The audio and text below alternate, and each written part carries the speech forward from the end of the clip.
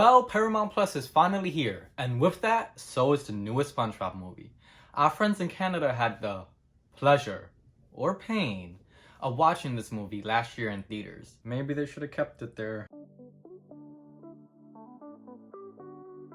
Hey everyone, welcome back to my channel. If you've never seen my face before, my name's Ken and I love all things music, film, television, literature, and all things pop culture in general. Now before we get into the SpongeBob movie, please be sure to hit the like and subscribe buttons down below because that would really help my channel grow and I would really appreciate it. Do it for me, do it for SpongeBob, do it for Patrick, Sandy, Squidward, Mr. Krabs, Pearl, Plankton, Karen, Larry the Lobster, Mrs. Puff, Gary. If you like even one of these people I just named, hit those buttons down below. Now, let's get into it. So today we're going to be talking the SpongeBob movie On the Run. And let me tell you, going into this, I was curious. What are they going to do with SpongeBob? It's such a beloved franchise. Can Paramount really get this wrong? Just looking at the animation alone, I think it's very clear that they did. Leaving this movie, I wish I would have never watched it and just let it be a mystery. It was horrible. This was not the SpongeBob we know and love. And it wasn't just the animation that they did wrong. So before we get too deep into it, let me tell you some similar shows and movies. Sponge on the Run is comparable to Looney Tune Babies, Total Drama Rama, A Pup Named Scooby-Doo, and The Muppet Babies. Now while I will say, in the case of A Pup Named Scooby-Doo and Looney Tune Babies, I did kind of enjoy that, I can't lie. But it doesn't change the fact, reworking a storyline of a franchise to make it so that all the characters knew each other as kids, it's not an easy feat to do. And if you do not have the skill to accomplish it, don't bother even attempting it. I do not understand studios' obsession with doing this to their franchises. In what world does it make sense that every single person in this town, in this show, knew each other from their youth? Like, not only is it unrealistic, but it makes you feel trapped. Like, everybody in this show is trapped. They cannot get out of this town no matter what. They all been there since they were kids. They're never gonna leave. So with that being said, this whole movie is literally a backdoor pilot for the show Camp Corral, where all the characters in this world knew each other as kids. This aspect of the movie made it unbearable at times. They did way too many flashbacks to Camp Corral. Like, you'll be right there in the center of the story, wondering what's gonna happen. And then all of a sudden, we're back at Camp Corral. Another flashback, another one. Like, literally 10 seconds apart from each other. It was insane. I've never seen any show or movie be so blatantly obvious about not even caring about the project that we're currently watching, but be purely made just to promote the next thing coming. If you watched my Raya and the Last Dragon review, I mentioned that Raya did something similar. But the reason it worked for Raya is because at least the story was interesting. At least I felt like I wanted to stay in that world. But the story for this movie is one of the weakest things about it. The main plot point is so simple, and it's redundant for SpongeBob. Literally, we've seen this done before in this franchise, and we've seen it done better. And that's embarrassing, to rework an old storyline and have it be worse than the first time you did it.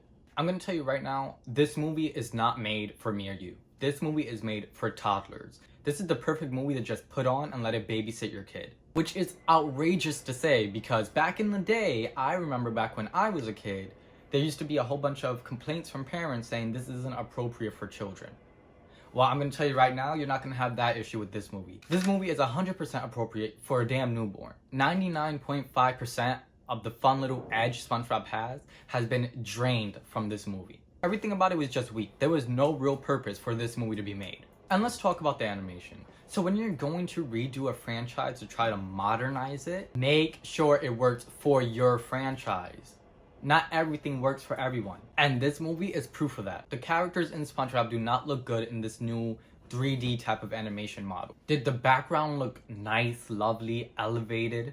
Yeah, but it's not worth it when your characters look like scary pieces of shit. With all that being said though, there are some, very few, but they're there, good qualities to this movie. Starting with the voice work. All the actors did a fabulous job. All these characters sound exactly how we know and love them. They sound like the original for the most part. So no complaints here on the part of the actors. They all did a fantastic job with what they were given. And as far as the characters go, I specifically enjoyed Sandy and Squidward, which those are pretty much my two favorite anyway. But I feel like they both stood very true to character. Sandy helped push the plot forward. Squidward helped provide some of the only bit of comedy that actually worked in this film. So I would say, if anything, this movie did get both of them right. But again, the way they look.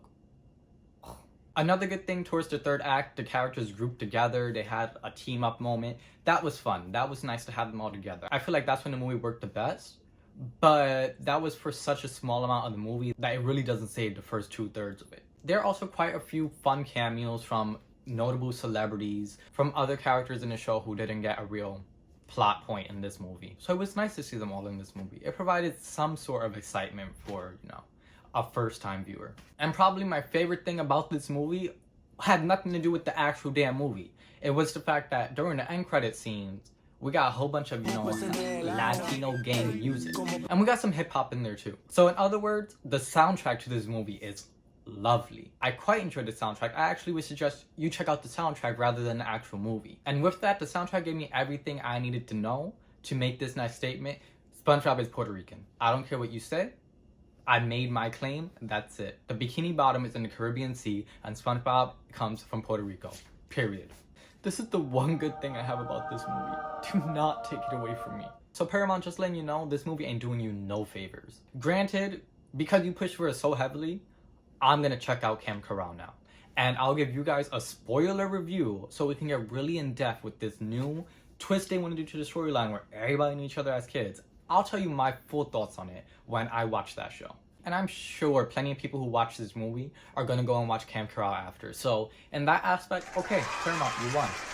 But it doesn't change the fact your movie shit. My advice for the franchise going forward, go back to the classic animation and raise the age demographic you're trying to reach, because this toddler stuff, they're not the ones who need to watch SpongeBob. So my overall rating of this movie is a 2.5. While this movie is quite disrespectful to the franchise as a whole, it is tolerable, and the good stuff I pointed out, it adds some sort of fun to it. However, I don't recommend this movie to anyone except the hardcore SpongeBob fans who want to see everything SpongeBob and toddlers.